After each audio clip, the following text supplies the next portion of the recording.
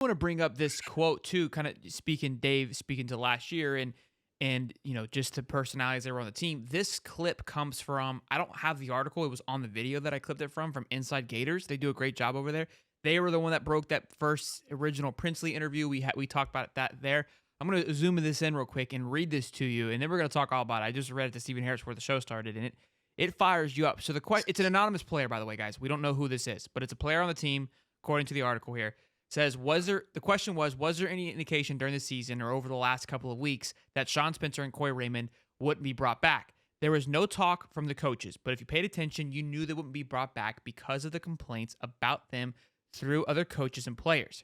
They were kind of coasting. If a coach of another position would say something to a player, the player would come back with, why is this like this for me, when the defensive line and quarterbacks didn't get held accountable for the same things by their coaches. That would show a lot of times within practices. There'd be no disciplinary actions from these coaches that would help these players get better from their mistakes or wrongdoings. So you have other players questioning why they're held to a different standard than the D-line coach and corners. They had players missing meals at the facility, and so they didn't hold those players accountable and stop them. At the end of the season, we had some players who didn't show up for all their practices. So, lot to break down there. Wild, right? It's I can confirm that, by the way. So this is what's wild to me is a lot of things, right? Because there was a lot of question marks, I think. So we knew the defensive line struggled. There were some questions on why these two coaches originally, when it first happened, like why them and not Bateman and others that were, a part of this defense. And now we're kind of getting some more answers. And look, I've said this before in interviews. The kids know how to talk, to take a jab without taking a jab. Some players like Princely just come out and take a jab, but other players will say it, I would say, and kind of have you read between the lines. And they would, all of them, the discipline's a lot better. The accountability is much better. Every player you talk to has said that. And I keep hearing this and I'm like, where was the issue? Because Billy seems like a zero tolerance type of guy. Where was it happening? But again, this goes back to, I think, and maybe Stephen Harris, you can allude to this and help us understand like these practices a little bit more. Yes, Coach Billy is the head coach, but I'm assuming you trust your coaches, right, to man that ground, to be the head coach of that position group during practice, and it's a much bigger component than maybe we as casuals realize. Now that we follow it more closely than ever and realize like how important a Chapman is, and you told us the importance of your defensive line coach was for you guys. So hearing that they just coasted, right, and thinking going back last year, seeing the clips from the D line, it was just going through the motions, boom, boom, boom. Like that's like literally like the difference is like, like it's crazy. Like I almost want to go back and look at it. It's like you're not really looking for those things, and now having you on be a part of the show, like we watch it differently, I think. So hearing it and then looking back, it's like, yeah, it was going through the motions. Now the next question is, why did Billy wait so long? Why didn't he catch it sooner? I don't know. I don't know everything. Yeah, and I mean, in the middle of a season when things are fractured, you can't just abandon ship. You kind of got to let it play out, otherwise you lose the rest of your team. The worst thing you can do is have the players having friction with each other, and so you kind of gloss it over, and that's why as soon as the season was done, they were out of here. There was no hesitation with regards to letting those guys go. So it had to be something that they've known. But you want to make it through the season. One more loss, Billy might not be here. You know what I mean? So we had guys that were on the team that wanted to fight, that made up for that slack. But it was obvious. It was obvious, and I've heard different things from different players regarding the way our D-line group was and missing certain things and stuff like that. I didn't hold a candle to it, but just hearing this from a player, obviously it's anonymous, but just to hear it from a player just kind of confirms everything that I was thinking. And it's hard to coach when you don't have everybody on the same page. And that discipline, it don't start in the season. It starts now. It starts in the spring, and that's going to carry over into the fall camp, the tour days and stuff like that. We just, from what we're seeing in the spring, we have a lot to be excited for, but I'm not surprised to hear what I'm hearing from this player. If I had to guess on players who miss practice, I'm assuming it's on the defensive side of the football, more likely the guys that probably aren't there anymore. If I had to guess. Yeah. Yeah. right? Yeah. And that we're talking about the Jaden Hills, we're talking about the Scooby Williams, we're talking about the Princeleys, we're talking about the Chris McKellans, right? Guys who probably got away with a lot and they realize things are changing. Like, yeah, I'm not gonna. And this isn't a shot to those. I mean, it is a little shot. It's not a shot to those players, but the writing's kind of on the wall. And look where they all went too. Look where those players went. They followed the coach. Again. Yeah. How much weight do we want to put behind this? That's up to you guys. But we've heard murmurs, and now we're kind of getting a little more confirmation that like I said, we've been hearing it from the players, and that's a big thing. I'm at work. We've got multiple managers, and we have rules in place, right? And if we, one coach or one manager will hold, people to a certain standard, and the other one may not hold it, and then you've got this imbalance, and it's hard. It's hard for the guy that is holding the people accountable.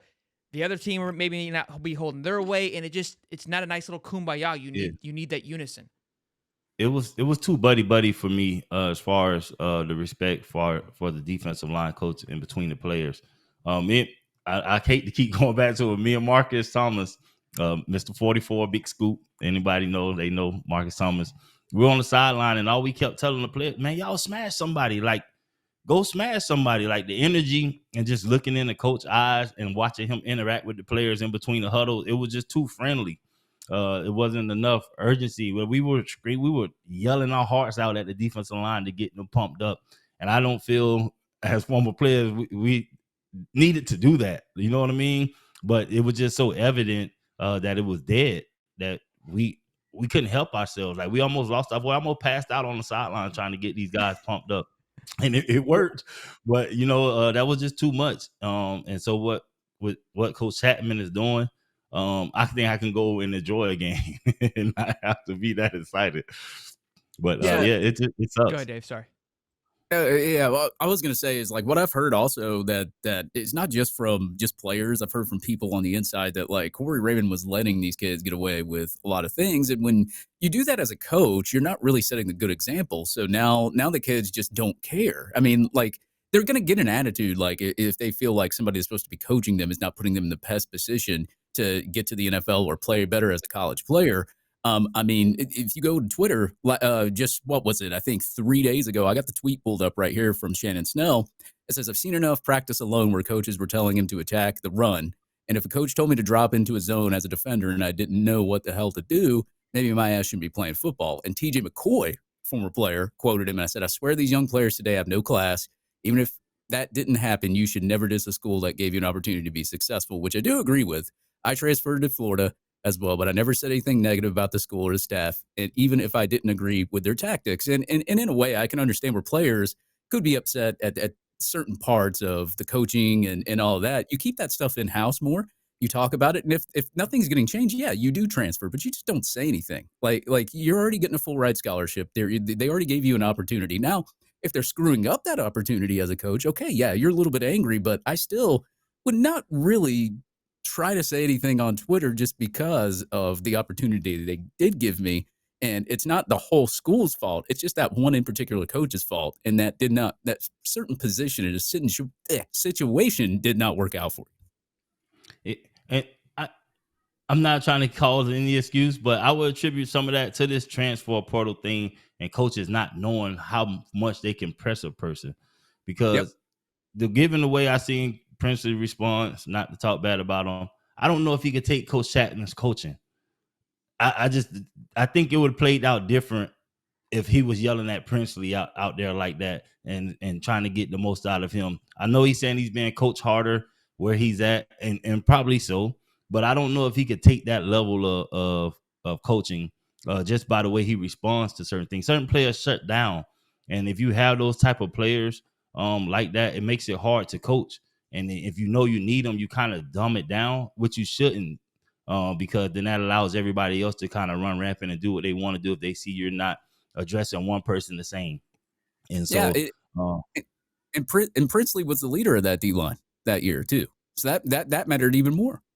But we also saw plays taking off, not necessarily totally taking off, but the energy and the effort wasn't there. And so if you're getting that from your guy that's supposed to be your leader, it's going to trickle down through the whole defense. Taking plays off compounds too. But two things, speaking to the coach and your energy on the sideline. I want to get to that, but to the defensive line, which I've already forgot. So I'm gonna go ahead and just go to the Tennessee game.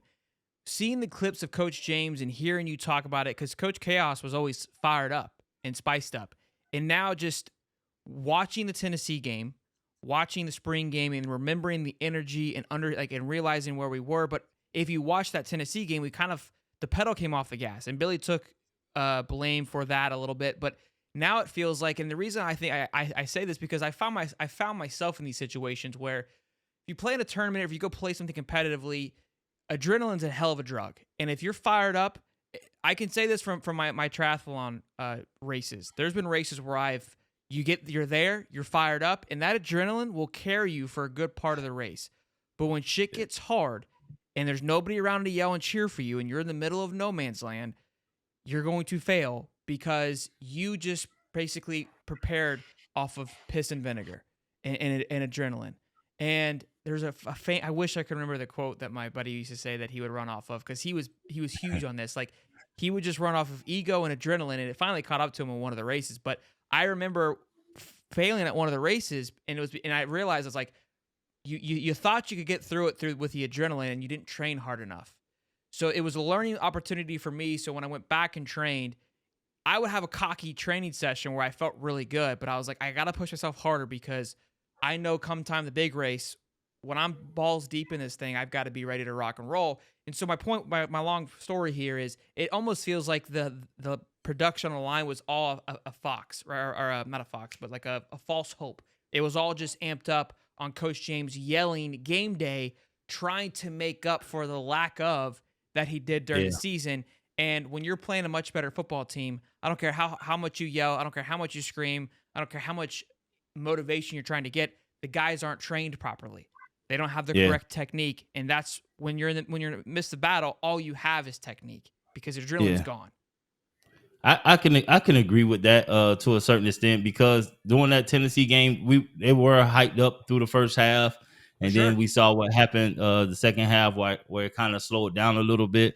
But I would two things. I would attribute some of that to Coach Napier doing his halftime speech, where in the locker room we were all fired up. Like, I was in there, so I'm getting the guys to stay fired up. And Coach Napier came in and was like, "Hey, what are you guys doing? Calm down. Like, you haven't done anything." And I think that's him more so knowing his team and what they put into it, knowing that they wasn't totally prepared to stay on that high. Me, I wanted us to ride it out the whole way. You know what I mean? Just let them come out fired up. But because I just felt the pulse of the game, if we just stayed on the gas, that we would have outmanned them the way we had the crowd working. They had so many false starts, and the crowd was just amazing. But I think Billy just had more of a hold on his team and know exactly what they had put in. So he wanted to remind them, hey, you haven't done anything.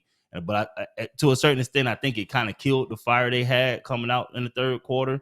But he's the head coach. He understands the work that they put in and what they're capable of. So I don't fault him for trying to bring them back to reality.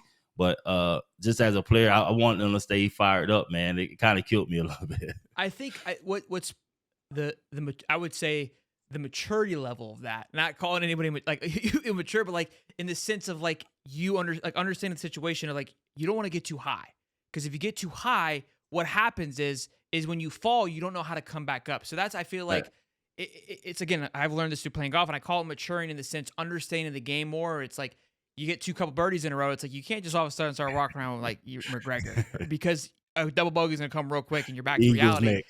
Yeah, and now because your training hasn't been good enough, and because your technique isn't good enough, right?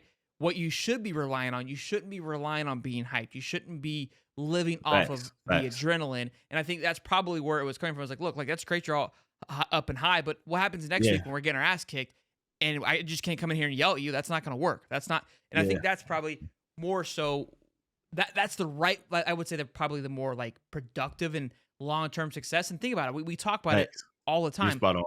We lost how many games at the last minute? And the reason why you lose those games, because when you're down to the wire, it's not hoorah, because you've got nerves. Your fingers are tingly. You feel it in your stomach. Your sweat's getting a little beady because you're getting a little cold. You know what I'm talking about? Like, you're nervous. You're getting this like lightheadedness. And that's where technique takes over. There isn't a amount of Facts. screaming and hype that gets you to that point, and that's why I think we lost a lot of those games at the end because people looked lost out there, and there isn't any amount of motivation to get you through. Who was it that was lost? Scooby on the 4th and 17. Just that Yeah, No, you're absolutely right. You're absolutely right.